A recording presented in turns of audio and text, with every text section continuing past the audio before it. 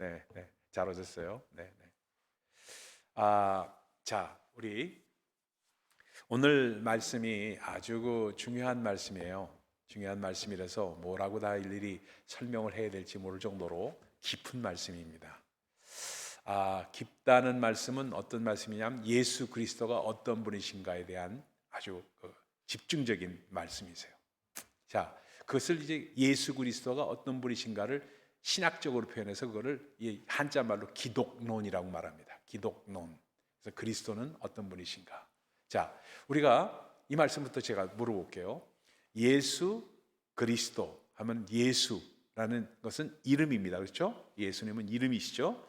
이름이신데 나사렛 예수 하면서 무슨 뜻이죠? 나사렛에서 오신 예수. 그렇죠? 나사렛은 예수님의 고향이었습니다. 그렇죠? 그러니까 나사렛 예수라는 말은 그 말에서 나오는 거예요. 왜? 그 당시에는 last name, 성이 없었기 때문에 그리스도가 last name이 아닙니다. 여러분, 그렇죠? 근데 너희는 나를 누구라 하느냐 하고 제자들에게 묻자 베드로가 주는 그리스도시요 하고 대답을 합니다. 그리스도시요 살아계신 하나님의 아들이십니다. 마태복음 16장의 말씀이죠. 그러면은 그리스도란 말이 무슨 뜻이냐? 이게 아주 너무 중요한 말씀이기 때문에, 그러니까 바요나 시모나 네가 복이 있도다. 이걸 네가 어떻게 아느냐? 이건 도저히 네가 알 수 없는 말인데, 그러한 호칭인데 네가 알았다는 것은 네가 너무나도 복이 있다. 이것을 너에게 알게 하니는 하늘에 계신 그 육신으로 한 게 아니다. 하늘에 계신 하나님께서 계시하심으로 말미암아 네가 대답한 것이다 하고 말씀하신 것이 마태복음 16장입니다. 그럼 그리스도라는 말은 무슨 말이기 때문에 그런 엄청난 last name이 아니고 그 엄청난 말씀을 하시냐? 그리스도라는 말은 기름 부음을 받은 자라는 뜻입니다. The anointed, 기름 부음을 받으신 자. 이게 아주 그 당시에 굉장한 논란을 일으킨 그런 호칭입니다. 왜냐하면은 유대 사람들의 understanding, 그 사람들의 이해에 의하면은 기름 부음을 받은 자라는 그 메시아라는 의미는 누구에게 붙이는 말이냐? 누구에게 붙이는 말이냐? 그 당시에는 기름 부음을 누구에게 줬냐면 왕에게 줬습니다. 왕에게. 왕을 세울 때 기름 부음을 이게 이제 선지자나 대제사장들이 줬습니다. 그러니까 왕에게 기름 부음을 줬으니까 그분은 왕이시다는 뜻입니다. 그다음에 두 번째 뜻은 뭐냐면 하이 프리스트, 대제사장이 세워질 때 기름 부음으로 말미암아 대제사장이 세워지는 그런 역사가 있었습니다. 그러니까 이게 아주 중요한 말씀이에요. 세 번째는 누구에게 기름 부음을 줬느냐? 성경에 쭉 보면 예언자, 선지자에게 기름 부음이 있었습니다. 그러니까 그리스도라는 말, the anointed, 기름 부음을 받은 자라는 말 뜻에는 이미 그분은 누구시냐? 그분은 왕이시요, 그분은 선지자시요, 그분은 하이 프리스트, 대제사장이라 하는 표현이, 고백이 들어가 있기 때문에 바요나 시모나 네가 복이 있도다. 이것을 내게 알게 하시니는 혈과 육이 아니다. 하늘에 계신 내 아버지시다. 하면서 말씀을 하면서 내가 그 고백 위에 내 교회를 세우겠다. 바로 예수 그리스도의 교회가 어떤 것이냐면 그분은 바로 왕이시요, 그분은 바로 선지자시요, 그분은 바로 대제사장이다 하는 표현을 이미 그 위에 교회를 세우겠다고 말씀하신 것을 우리는 알 수가 있습니다. 자, 여기까지는 잘 알겠어요? 그죠? 잘 알고 정리해서 넘어가야 됩니다. 왜냐하면 우리가 믿는 것과 아는 것이 하나가 돼서 잘 알고 믿고 믿으면서 알아야 됩니다. 그렇기 때문에 이걸 다시 한번 말씀을 드리는 겁니다. 그러다 보니까 유대 사람들이 이 바리새인들이 누굽니까? 바리새인들이 그 당시에 누구예요? 바리새인들은 12지파 중에 한 사람들이에요? 아니죠. 야곱의 12지파가 아니잖아요. 바리새인은 신구 중간사에서 구약 성경과 신약 성경 사이에 한 300~400년의 그 공간이 있잖아요. 성경이 다루지 않고 있는 공간이 있잖아요. 그 사이에 자생적으로 나온 사람들이 바리새인입니다. 왜냐하면 우리가 유대의 전통을 지키자 해가지고 가가지고 그 사람들이 말씀을 연구하고 그 다음에 율법을 연구하고, 말씀이라는 게 율법이었죠. 율법을 연구하고 그 다음에 가르치고 이러한 모든 것이 자생적으로 나온 사람들이 바리새인이었어요. 그러니까 바리새인들이 따지는 거예요. 무슨 소리냐 지금. 대제사장은 아론의 반차에 의해서, 아론의 지파에 의해서, 아론의 반차에 의해서 나온 사람들이 레위 지파인데, 아론의 반차로 나온 사람이 레위 지파인데, 레위 지파로 나온 사람들이 대제사장이 되는데, 아니 그리스도께서 예수가 대제사장이라니 말이 되느냐 하는 논란이 생겼다는 겁니다. 그렇죠? 논란이 생길 수가 있죠, 얼마든지. 그러면 이 얘기는 또 무슨 뜻이냐? 그 당시에 대제사장이라는 것은 아론의 반차에 의해서 나온 것이 그 다음에 아들, 그 다음에 손자 이렇게 나온 사람 중에서 다윗과 솔로몬 시대의 대제사장이 누구였냐? 사독이었습니다. 사독. 이름도 좀 좋지 않은 아주 독한 사람처럼 들리는 사독이에요. 뱀의 독같이 느껴지는 그런 사독이에요. 근데 사독에서 나온 사람들이 누구냐? 사두개인들이에요. 그 후손들이. 그 중에서 대제사장으로 기름 부음을 받은 사람은 대제사장이 되지만 기름 부음 받지 못하고 그 후손들이 나온 사람들은 사두개인이 된 사람들입니다. 그러니까 그런 것을 잘 알고 있는 예수님 당시의 유대인들이 이게 무슨 소리야? 예수님은 유다 지파라며? 유다 지파인 사람이 어떻게 레위 지파만이 될 수 있는 대제사장이 될 수 있느냐 하고 아규를 한 거예요. 디베이트를 한 겁니다. 여기 지금 보이지 않는 비하인드 씬, 이게 디베이트가 나오니까 이걸 정리해야 되겠다 생각해가지고 히브리서 기자가 말씀을 하고 있는 겁니다. 그러다 보니까 그리스도라는 것을 설명하기 위해서, 예수가 그리스도인 것을 설명하기 위해서는 반드시 짚고 넘어가야 되는 것이 그분은 대제사장이시다. 영원한 대제사장이다. 근데 영원한 대제사장인데 그분은 레위의 반차를, 레위의 지파에 소속된 아론의 반차를 따라 나온 대제사장이 아니라 그분은 유다 지파인 것을, 유다 지파인 이유는 왜 그러냐? 왕이기 때문에. 그렇죠? 성경의 예언의 말씀 가운데 이스라엘의 메시아는 유다 지파에서 나온다는, 정말 다윗의 후손이다 하는, 그러니까 다윗의 후손으로 오시는 이여 복되도다 하고 말씀하신 그러한 모든 말씀과 이것이 어우러지기 때문에 그렇습니다. 그러니까 예수 그리스도는 유다 지파였어요. 유다 지파인 그분이 대제사장이 될 수 있는 것은 유일한 그 근거는 어디 있냐? 그분은 레위 지파가 아니고 아론의 반차를 따른 분이 아니라 멜기세덱의 반차다 하고 주장하면서 이 히브리서 기자에서 그분이 그리스도이신 것을 더 확증하면서 설명하고 있다. 자, 그러면은 오늘은 좀 딥한 얘기고 좀 딱딱한 얘기인지 몰라도 정리가 되게끔 하기 위해서 말씀을 드리는 겁니다. 자, 그렇다면은 우리가 반드시 기억해야 될 게 있어요. 왜 그게 그렇게 중요한가? 왜 멜기세덱의 반차라고 하고, 이런 멜기세덱에 대한 말씀을 조금 이따 제가 설명을 하겠지만, 왜 그것이 중요한가? 중요한 게 이 히브리서 이 자체가 말입니다. 신약 성경의 히브리서를 뭐라고 말씀드렸죠? 맨 처음에 시작할 때 신약의 레위기라고 말씀드렸잖아요. 레위기라고. 그러니까 레위기는 뭘 말씀해요? 이스라엘의 제사법을 얘기하고 있거든요. 이스라엘의 제사법. 그러니까 이스라엘 사람들에게 아주 중요한 것은 우리가 하나님으로부터 멀어졌기 때문에 이 죄를 어떻게 해결하고 하나님과 하나가 되느냐, 하나의 백성들이 하나님과 하나가 될 수 있는 방법이 뭐냐? 제사를 통해서 가능하다. 그러면 대제사장을 세우고 속죄제를 드림으로 말미암아 1년에 1차씩 욤키퍼, 우리가 많이 들었던 말입니다. 욤키퍼 대속죄일에 대제사장이 제사를 드리고 그 피를 가지고 들어감으로 말미암아 자기의 죄도 속하고 또 이스라엘 백성들의 죄를 속함으로 말미암아 You are clean 이라는 선고를 들음으로 말미암아 우리가 1년을 편하게 지내는데, 이게 어떻게 예수 그리스도가 단번에 십자가의 죽으심으로 말미암아 우리의 모든 죄를 사하셨다고 말씀하고 있냐고 악유를 붙은 거예요. 그러니까 이 제사법에 대한 악유니까 그분께서 대제사장이라는 것을 확인하기 위해서 멜기세덱의 반차라는 걸 설명합니다.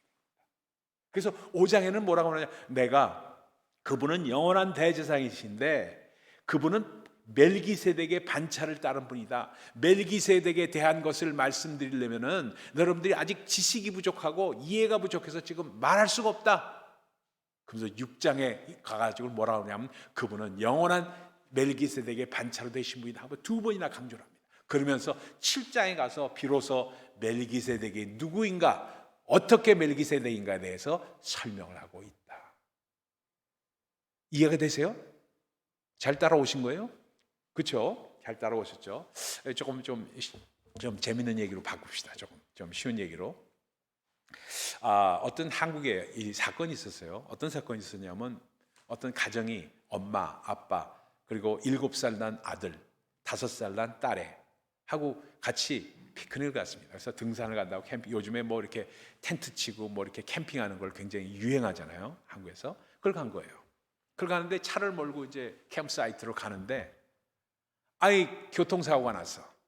교통사고가 나가지고 참 이게 그래도 다행히 차는 완전히 전파됐지만 엄마 아빠는 무사하고 딸도 무사한데 7살 먹은 아들이 중상을 입었어요. 중상을 입었어요. 머리가 깨지고 중상을 입었어요. 그러니까 큰일 났어. 병원으로 옮겨가지고 이제 죽느냐 사느냐 하는 응급 환자가 돼서 들어갔는데 피를 수혈을 해야 되는데 피가 없는 거예요. 얘 피가 RH 마이너스 형이 돼서 얘가 피가 없는 거예요. 이 맞는 형이 된 사람이 없어가지고 이걸 어떻게 하느냐, 엄마도 안 되고 아빠도 안 되고 아무도 안 되는 거예요. 근데 딸애가 5살 먹은 딸애가 RH 마이너스 똑같은 형이에요. 그러니까 어디서 구할 수가, 지방병원에서 어떻게 갑자기 구할 수가 없으니까 이 피를 수혈해야 되는데 어떻게 했으면 좋겠냐 해가지고 할 수 없어서 5살 먹은 딸애한테 아빠가 얘기를 합니다. 얘야, 네 오빠가 지금 죽게 생겼는데 피가 부족하단다. 피를 수혈해야 되는데 네 피를 좀 줄 수 있겠니? 하고 얘기를 했어요. 그러니까 이 딸애가 5살 애가 뭘 제대로 알겠어요? 그 얘기 듣고 있다가 아무 대답을 안 하고 가만히 있었던 거예요. 아무 대답을 안 하고 가만히 있으니까 그러니까 뭐 아빠가 뭐라고 얘기할 수도 없고 기다렸어요. 그랬더니 한참 있더니 고개를 끄덕끄덕 하면서 내 피를 주겠다 그런 거예요. 그래서 피를 주겠다고 그러니까 고마워가지고 해서 이 오빠가 살아난 거예요. 살아나서 이제 수술이 다 끝났습니다. 트랜스퓨전도 다 되고 했는데 이 딸애가 옆에서 이렇게 했는데 일어나질 않는 거예요. 일어나질 않는 거예요. 그러니까 이제 일어나야지 하고 아빠가 얘기를 했습니다. 그랬더니 아빠, 나 언제 죽는 거야? 하고 물어본 거예요. 나 언제 죽는 거야? 그러니까 얘는 교회에서 뭐 만들었냐면 우리를 위해서 피를 흘리시고 죽으신 예수 그리스도에 대한 것을 들었기 때문에 피를 누군가에게 준다는 것은 자기가 죽는다는 그 의미로 받아들인 거예요. 그러니까 나 언제 죽는데? 하고 물어본 거예요. 그러니까 아빠가 듣고 아니 죽는다니 무슨 말이냐? 피를 주면 죽는 거 아니에요? 하고 5살짜리가 물은 거예요. 그러니까 아빠가 누가 그러대? 교회에서 그러셨다고 그런 거예요. 그러니까 아니단다. 예수 그리스도의 피는 우리를 위해서 다 죄를 사하지만 너의 피는 한 사람만을 살릴 수 있단다. 하고 해서 애가 일어났다는 그런 스토리예요. 그 진짜 일어났던 일이에요. 얘가 5살짜리 꼬마가. 그러니까 피가 없이는, 피 흘림이 없이는 사심이 없다는 이 말씀, 레위기 17장 11절의 말씀이 너무나도 확연하게 이스라엘 백성들에게 있는 거예요. 그러나 이 지금 히브리서 기자는 뭐를 악유하고 있느냐? 대제사장이 하지만 레위 지파인 아론의 반차로 나온 그 사람의 피는 한 사람뿐이 살리지 않느냐, 구원하지 못하지 않느냐, 이걸 말씀하고 있어요. 이 아기의 피처럼, 5살 먹은 이 딸의 피처럼 한 사람을 살릴 수 있지만 자기를 겨우 구원할 수 있는 정도, 자기의 죄를 사하는 정도에 지나지 않지 모든 사람의 죄를 구할 수는 없다는 것을 강력하게 악유하고 있는 것이 히브리서 기자의 말입니다. 그러다 보니까 이스라엘 백성들 봐라. 대속죄일에 죄를 사한다고 했지만 그게 죄에 차한 거냐? 죄 사하지 않고 맨날 죄만 짓고 살아왔지 않느냐 하는 악유를 하면서, 그러나 예수 그리스도의 보혈은 온 백성을 살리는 피다. 그럼 멜기세덱의 반차라는 건 뭐냐? 오늘 말씀이 좀 길어져서 미안합니다만 우리 확실히 알아야 되기 때문에 이 말씀 드립니다. 멜기세덱은 누구냐? 멜기세덱은 창세기 14장에 나오는 말씀입니다. 멜기세덱은 이제 아브라함이 그 조카 롯과 이렇게 너는 동이라고 하면 난 서로 가고 너가 서라고 하면 내가 동으로 가리라 하고서 갈라지잖아요. 갈라져서 간 곳이 어디예요? 소돔과 고모라야. 소돔과 고모라. 이게 다 아는 말씀인데 대답을 이제 망설여지죠. 소돔과 고모라, 소돔 땅으로 갔습니다. 소돔 땅으로 가다 보니까 거기에 아주 비옥한 땅이고 좋은 땅이니까 그걸 이 소돔을 차지하기 위한 전쟁이 자주 일어났습니다. 그래가지고 그 롯이 들어온 그달로오멜이라는 그 왕과 네 왕이 연합해서 소돔을 치고, 그래서 노획물을 빼앗아가면서 롯을 포로로 끌러갔습니다. 그 소문을 다 들은 거예요. 그래서 롯을 구하러 가기 위해서 전쟁을 일으킨 것이 아브라함이었습니다.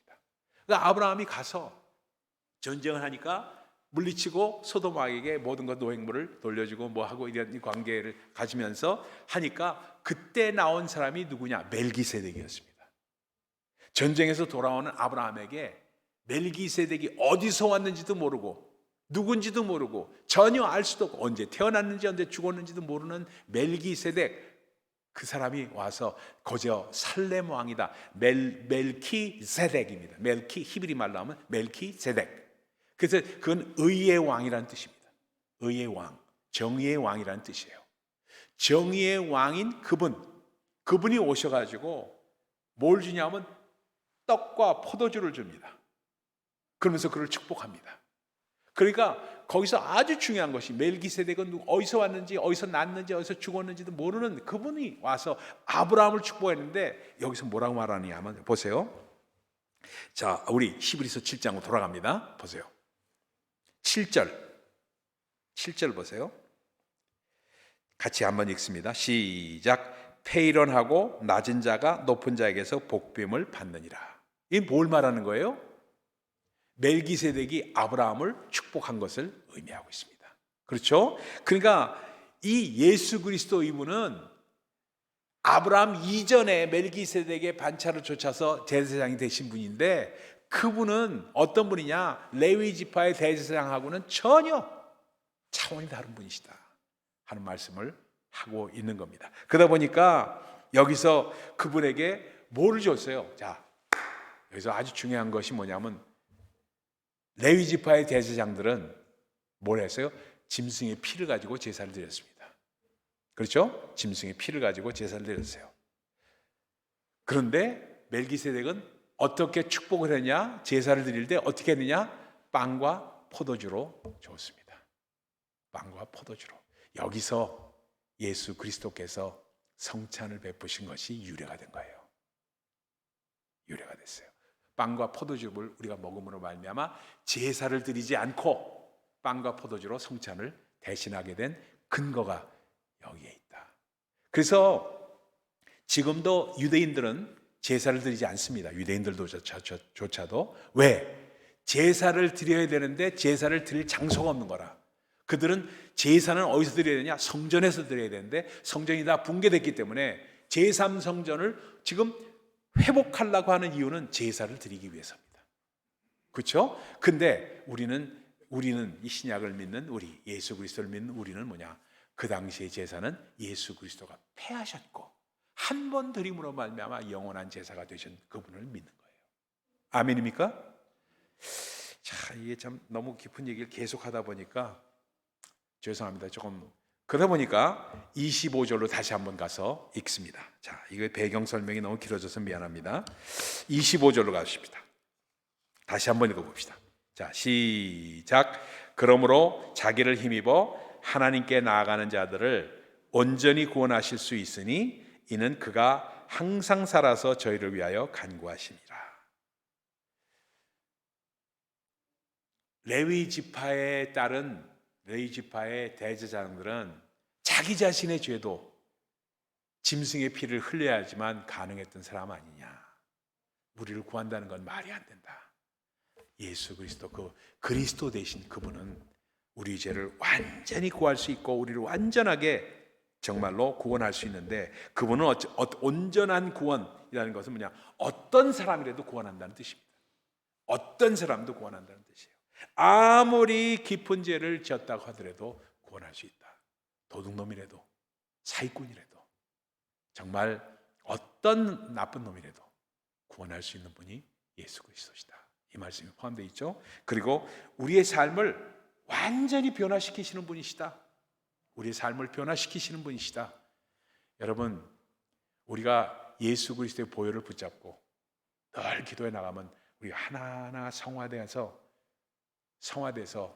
우리가 변화되는 것을 느낍니다. 저도요, 목사면서 30년 전에 저와 30년 후에 저, 목회 시작할 때 저와 목회 지금 30년이 훨씬 넘어서 지금 하고 엄청난 차이가 있어요. 엄청난 차이가. 왜? 조금씩 변화시켜서 주님께서 정말 우리의 삶을, 저 자신의 삶을 변화시키셨기 때문입니다. 늙어서 변화된 게 아니에요. 늙어서 변화된 게 아니에요. 전혀 그거와는 관계가 없어요.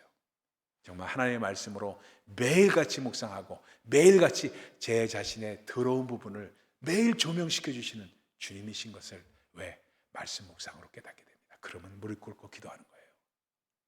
그렇게 될 때 우리를 모든 죄악으로부터 보호해 주시는 그러한 역사가 있게 되면서 그분의 약속을 믿고 나갈 때, 그때 어떤 상황이 있느냐? 예수 그리스도의 중보기도로 말미암아 우리 구원이 확실히 되기 때문에 우리가 어떤 사람이 되냐? 제사장이 된다. 이거 연결되는 거예요. 베드로의 말씀은 예수 그리스도가 대제사장이기 때문에 그 안에서 우리가 예수 그리스도께서 우리를 위해서 기도해 주시기 때문에 우리가 만민으로 제사장이 된다. 그래서 똑같은 능력이 예수님께서 하셨던 그 능력이 우리 가운데 나올 수 있다. 히스기야 왕 때, 이거 마지막 이 말씀하고 기도로 들어갑시다. 히스기야 왕 때, 유다 히스기야 왕 때 사네립이 이제 침략을 했습니다.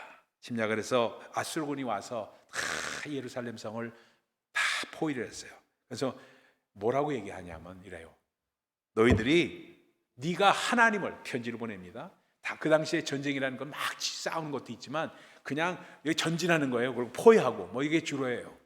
이러면서 네가 하나님을 믿는다 하지만 다 소용없는 일이야 하고 편지를 보냅니다.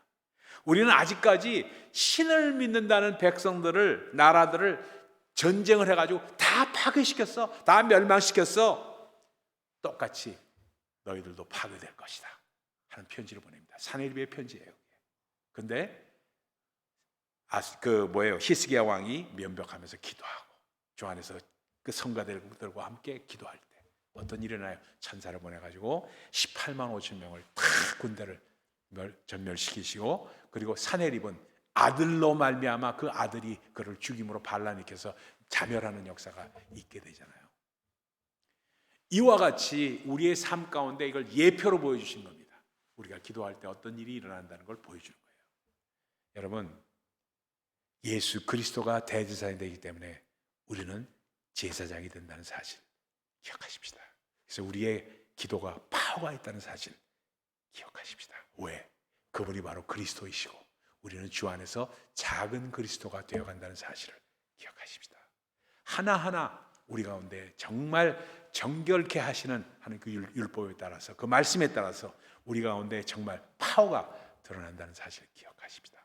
그렇게 될 때 우리에게 못할 일이 없는 것, 그래서 우리에게 능력 주시는 자 안에서 모든 것을 할 수 있는 그 파워가 우리 가운데 있다는 사실 기억하시면서 오늘도 승리하시는 우리 모두 되시기를 예수 그리스도의 이름으로 축원드립니다. 기도하겠습니다.